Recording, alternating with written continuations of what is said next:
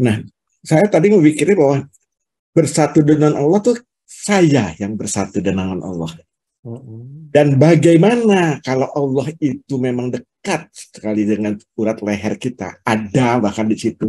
Kita itulah bagian dari Allah dalam setiap langkah kita, karena selalu ada Allah di dalam kita.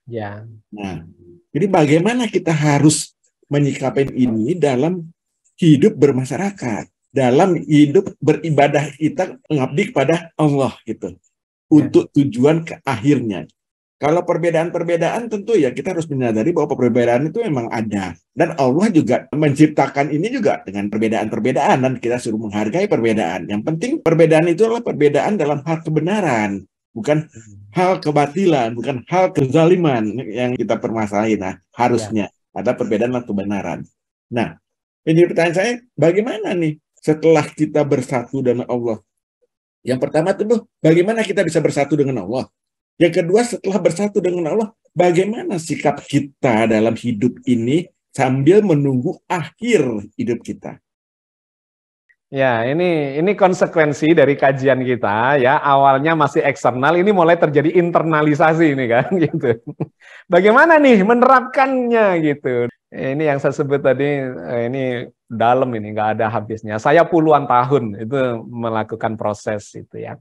Tapi kalau diformulasikan, gini, satu, apapun yang tadi saya sampaikan, Bapak saya mengatakan, kamu semakin dalam, kata Bapak saya, semakin memahami tentang eksistensi ketuhanan, semakin tidak bisa menceritakan seperti apa. Gitu. Kalau dalam istilah Al-Quran, laisa kamitslihi syai'un, Allah tidak seperti apapun yang bisa kalian bayangkan, bisa kalian jelaskan, karena sedemikian luasnya, sedemikian tidak terjangkaunya, dan sedemikian tidak tahunya kita terkait dengan hal-hal yang memang di luar kemampuan kita. Satu itu ya. Yang kedua, tetapi kan kita ini tetap harus belajar untuk memperbaiki dan berproses mendekatkan diri. Karena memang perintahnya adalah ya ayyuhalladzina amanu taqullaha wabtaghu ilaihil wasilah. Wahai orang yang beriman, bertakwalah kalian kepada Allah dan carilah jalan untuk mendekatkan diri kepada Allah. Jadi ada proses itu. Dekat itu kita bisa memaknainya begini, sebetulnya dekat dengan Allah atau jarak dengan Allah itu kan bukan soal fisik. Ya, yang dimaksud mendekat kepada Allah itu sesungguhnya bukan physically. Karena kalau physically, maka tadi itu penjelasan saintifiknya, kalau segala sesuatu berada di dalamnya, dan kemudian dikatakan tidak berjarak, ya kita ini sebetulnya lebur. Melebur tanpa jarak. Kalau saya jelaskan melalui urat nadi tadi misalnya, Tuhan itu menciptakan manusia secara utuh, fisikal, organisme. Tetapi kan organisme ini terdiri dari organ, yang itu juga diciptakan diliputi Allah. Organnya tersusun dari sel, di tingkat seluler juga diliputi Allah. Selnya tersusun dari molekul yang di tingkat molekuler juga diliputi Allah. Di tingkat atomik diliputi Allah. Di tingkat partikel subatomik, di tingkat kuantum, di tingkat yang disebut tidak ada pun, itu kan diliputi Allah. Nah itu yang kemudian memberikan gambaran bahwa ya kita memang larut di dalam zat Allah itu. Secara fisikal atau material. Tapi kan eksistensi bukan hanya soal material. Ada energial, ada informasi, ada ruang, ada waktu, dan seterusnya. Oke, jadi yang kedua, secara fisikal kita memang sudah tidak berjarak dengan Allah. Tetapi secara kualitas, itu sesungguhnya poin pentingnya di dalam beragama. Kualitas inilah yang menggambarkan atau bisa terjadi kita ini begitu jauhnya gap kita sebagai bagian dari eksistensi Tuhan. Kita ini gapnya mungkin bisa berada di paling tepi gitu ya. Padahal keselamatan, kebahagiaan, kesempurnaan itu kan ketika kita mengikuti fitrah ilahiyah yang maha sempurna. Maka proses yang harus terjadi adalah proses penyempurnaan diri dari serba ketidaksempurnaan secara kejiwaan, kualitas kejiwaan, menuju pada kesempurnaan.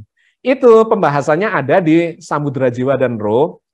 Jiwa kita ini adalah presentasi kemanusiaan kita, Ruh itu adalah representasi dari ilahiyah. Sifat-sifat ilahiyah ada di dalam ruh itu. Potensi ketuhanan, mendengar, melihat, adil, keilmuan, apa segala macam. Tapi jiwa kita itu adalah kemanusiaan yang memanfaatkan potensi keilahian dalam skala kemanusiaan, dan kemudian ada nilai baik dan buruk, ada nilai manfaat dan madharat, itu ada di wilayah kemanusiaan ini. Kalau diformulasikan dalam bentuk ajaran, maka itu ada di dalam la ilaha illallah. Jadi ada ilah, Tuhan-Tuhan yang lain kecuali Allah. Jadi ada Tuhan, artinya ini sebuah fokus perhatian kita terhadap sesuatu yang selain Tuhan. Di sini ada Tuhan, Allah, di sini ada ilah yang lain. Proses keagamaan kita adalah meniadakan Tuhan-Tuhan yang parsial-parsial itu menjadi sebuah kesempurnaan, yaitu hanya Allah. Maka kalau dipraktekkan secara operasional, kita ini diajari untuk bersifat seperti Tuhan. Tuhan itu maha berilmu, ayo kita belajar ilmu yang setinggi-tingginya. Semakin tinggi ilmu kita semakin dekat dengan Tuhan. Ayo kita menjadi orang yang pemurah, gitu ya. Semakin pemurah kita, maka kita sebenarnya semakin dekat dengan Tuhan. Ayo menjadi orang yang adil. Semakin adil kita, maka kita akan semakin dekat kepada Tuhan. Asmaul Husna kita praktekkan dalam kehidupan kita dalam skala kemanusiaan, maka itu adalah proses mendekatkan diri kepada Allah. Formulasinya adalah la ilaha illallah.